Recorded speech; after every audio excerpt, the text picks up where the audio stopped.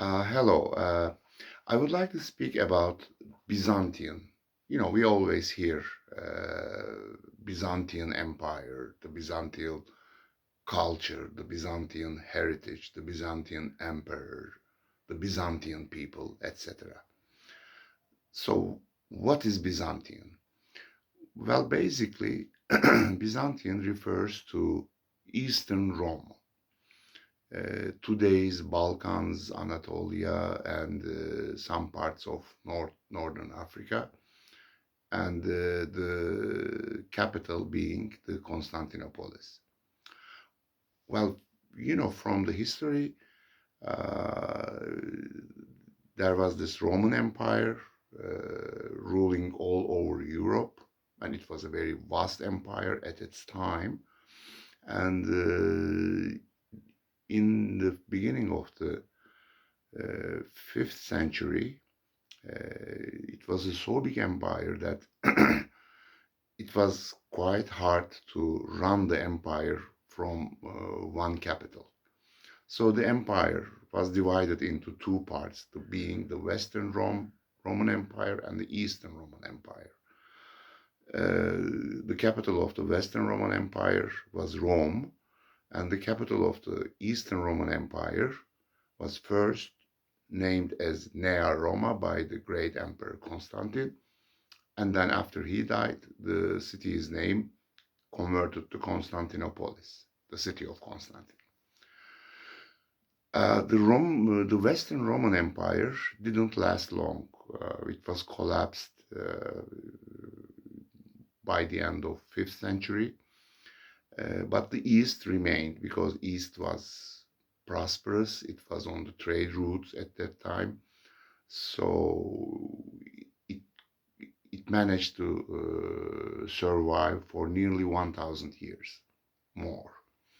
And but in the year 1453, the Ottomans, Sultan Mehmed, led by Sultan Mehmed, they captured Constantinopolis, and the Eastern Roman Empire also dissolved.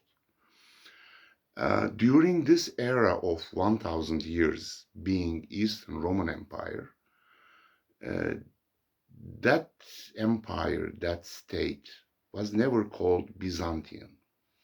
No, neither the emperors were called Byzantine emperors, nor the citizens called themselves Byzantines. They were Romans. They were referred as Romans. They were referred as Romans by the Europeans, the Western Europeans. They were referred as Romans by the Turks.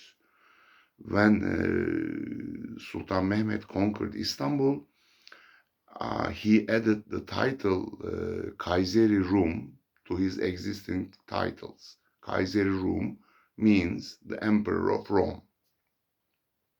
So where does this Byzantine comes? Because there isn't any in the official papers, official writings, official correspondences. There is not even one citation of Byzantine Empire in the Roman Empire, the Eastern Roman Empire. So the name Byzantine Empire, this Byzantine state, was first introduced by a German historian named Hieronymus Wolff in the late 1500s.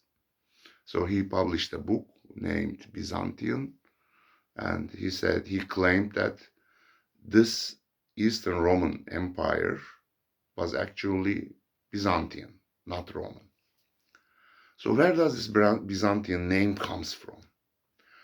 Well, in 670s BC, the people living in Megara district in Mora Peninsula, the south of today's Greece, they had very harsh living conditions, so they decided to migrate and to find themselves a new home. And these people were fishermen.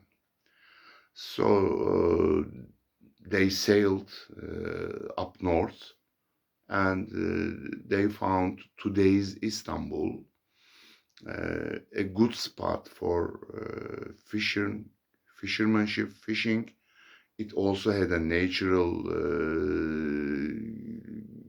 fisherman on the fish routes, etc., and a national good port for their ships, etc. So they decided to settle here. And their king was named as King Bizas. So the city, the township, called as Byzantium. Well, this is a mixture of history and myth. King Bizas, as a matter of fact, he was the king of like 500-600 people. Is considered to be in the Greek mythology. Is considered to be the son of Poseidon, the god of the seas. So we do not know for sure if this town is called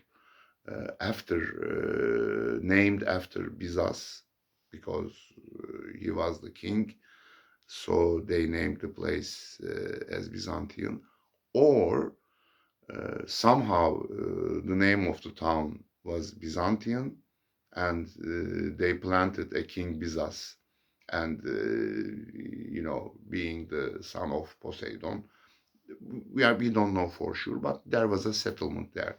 But this was a very small settlement, and it didn't have much importance, and they lived there as a fisherman town. And by the time around 100 BCs, the Romans invaded the town, but it stayed again as a fisherman town. But during the reign of Emperor Septimus Severus, the Bosphorus became a trade route. The Genovians ships were sailing to the Black Sea ports, the goods coming overland from India and China. They were unloading their goods at certain, let's say, warehouses on the shores of Black Sea, either today's Turkish side or in the north of Black Sea, and they were building small castles to protect their merchandise. And the ships were sailing through Bosphorus. So the Romans decided that this is a strategic place, and we have to enlarge this area and collect taxes from the passing merchant ships. That was the beginning of its enlargement. And in the year 330 AD, the great Emperor Constantine understood the strategic importance of the city, of the area, and also he knew that defending Rome was beginning more and more difficult. So he removed the capital to this new city. He built a new city from scratch and named it as Nea Roma, as I said, and then after he died, its name converted to Constantinopolis. And the Byzantium was a borough of this big city. This was a huge city. It has a hippodrome that horse carriage races were made, and the hippodrome was able to host like 45,000 spectators. Just imagine you are at 400 or 500 AD, and there is a city with a hippodrome with a capacity of 45,000 people. So it became a very big city. And Byzantium was a small borough, you can say, of that city. So what happened? You know, why all of a sudden the Western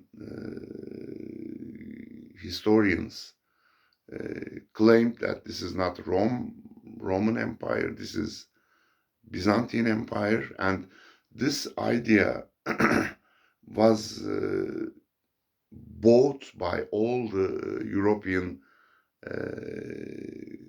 clergy at the first place, and then all the historians, etc.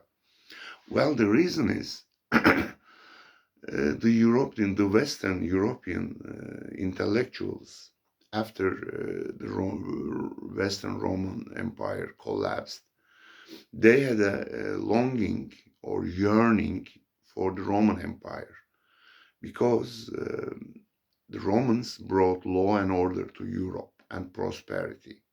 And after it collapsed, they always wanted to reinstate the city, the empire.